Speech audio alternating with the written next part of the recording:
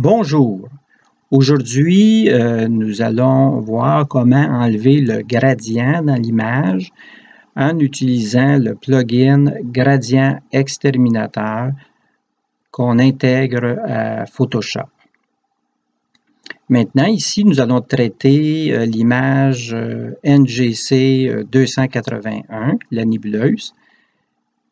Avant d'utiliser Gradient Exterminateur, j'ai déjà équilibré l'image en utilisant la technique des points noirs et blancs. Ici, on voit dans les calques, technique des points noirs et blancs. On va l'activer pour voir l'effet que ça a donné sur l'image. Et voilà. L'image a déjà été équilibrée à ses valeurs les plus claires et les plus sombres. Mais on voit ici qu'il reste un gradient vraiment important dans l'image.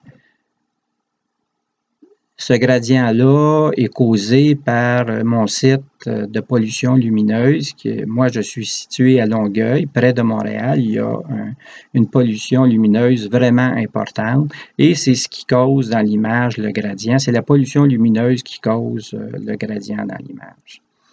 Maintenant, j'ai appliqué la technique des points noirs et blancs pour étirer l'histogramme aux valeurs maximum les plus claires et les plus sombres, mais je n'ai pas développé l'image en utilisant, en anglais, stretching. Je n'ai pas développé l'image. Fait que c'est important d'enlever le gradient avant de développer l'image, puis d'utiliser d'autres techniques de traitement. Fait que celle que je recommande avant de commencer, c'est d'équilibrer l'image avec les points noirs et blancs seulement, puis de ne pas utiliser d'autres techniques de traitement d'image pour ne pas rendre très difficile d'enlever le gradient dans l'image. Maintenant, on va créer ici, au niveau des calques, un calque qui est au-dessus des autres. On va créer un calque qu'on va appeler gradient exterminateur. Pour créer un calque au-dessus de tous les autres, comme je l'explique souvent, on appuie sur la touche Shift, majuscule en français, Shift, Ctrl, Alt, N, E en même temps. Et ici, on voit que c'est un calque qui s'est créé au-dessus de tous les autres. Ce calque-là, pour changer son nom, on double-clique dessus. Et on peut l'appeler gradient exterminateur.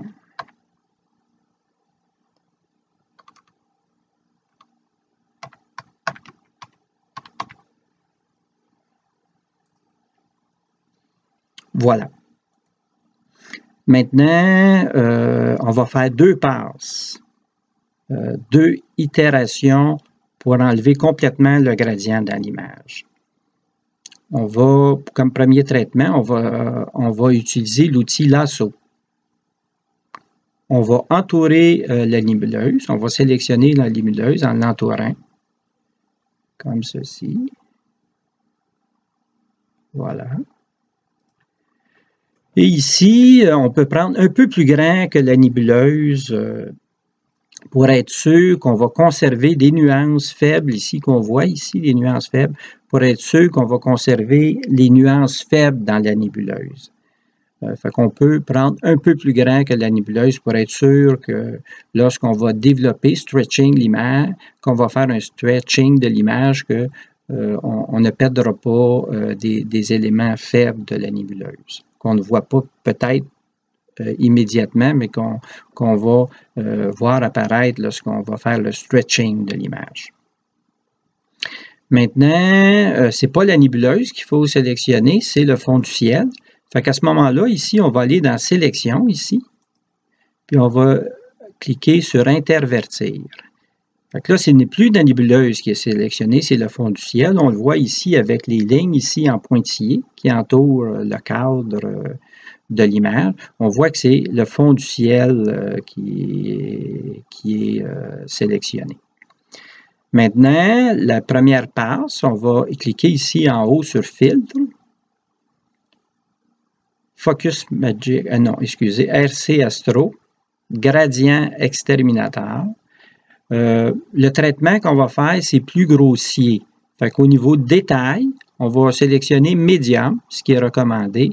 Puis au niveau de l'agressivité, on va sélectionner une agressivité low, basse en français pour faire un premier traitement.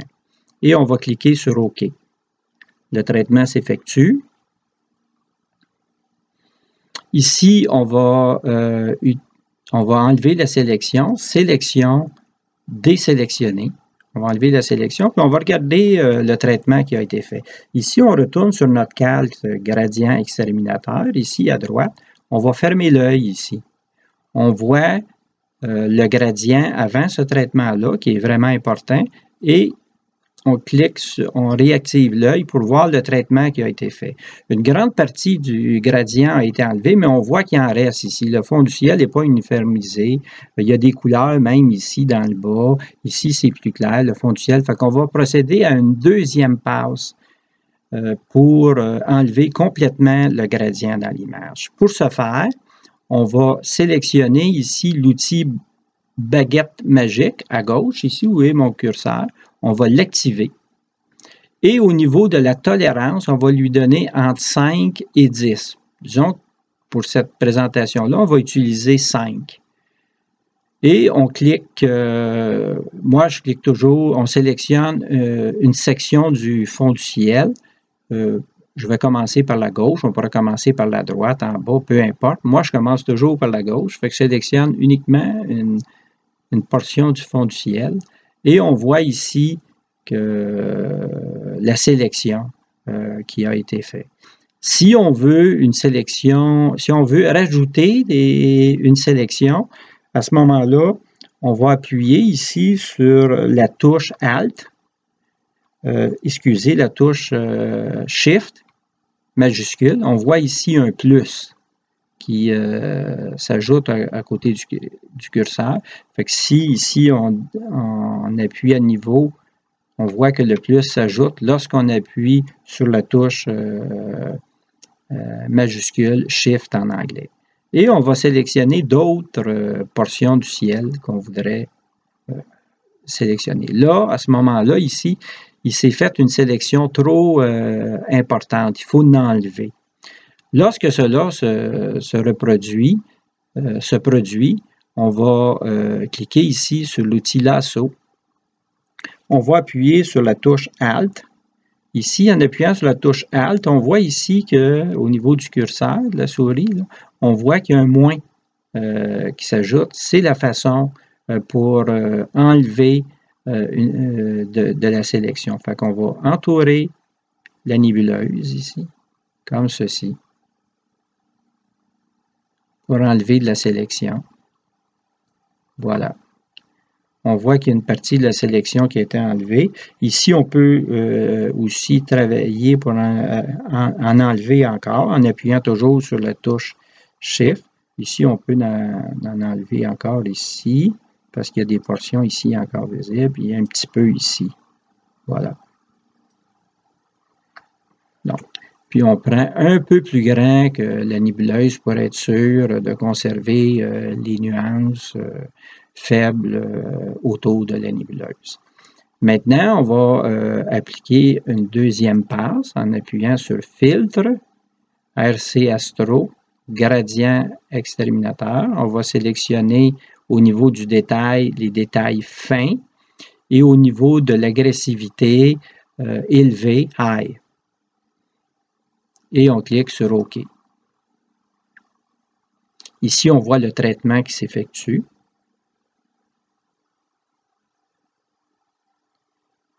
Et voilà.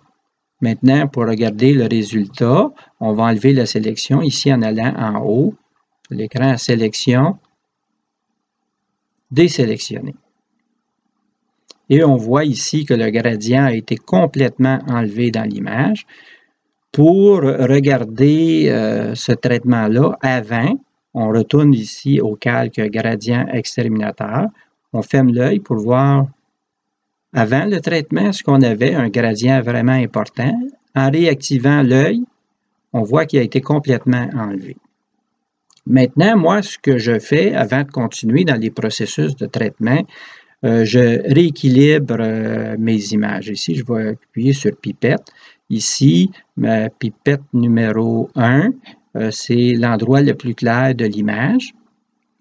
On voit les valeurs ici, après le traitement, qui sont de 200, proche de 245. Moi, ma valeur de référence, c'est 245. 255 étant le blanc pur. Il ne faut jamais équilibrer l'image au blanc pur. Et pour mon fond du ciel, ma valeur de référence ici est 25. Ici, le point 2 est 25. On voit ici qu'il est un peu plus élevé à 31. Fait que moi, ce que je fais pour équilibrer mon image avec un développement linéaire, c'est pas un développement, un stretching dans l'image, c'est un développement linéaire. Je vais rééquilibrer mon image aux valeurs les plus claires et les plus mon fond du ciel. Je ne ferai pas une formation aujourd'hui, ce traitement-là. Sur mon site web, au processus numéro 2, je détaille ce traitement-là et aussi, il y a une vidéo de formation sur ce traitement-là. Après avoir appliqué mon traitement des points noirs et blancs, là, je peux commencer à développer l'image et utiliser les techniques de développement, de traitement d'image qui sont expliquées sur mon site web. Fait que le processus numéro 3 de mon site web explique comment utiliser les courbes de Photoshop. Et ensuite de ça, il y a d'autres traitements qu'on applique qui sont pertinents pour son image. Voilà, c'est tout pour cette formation.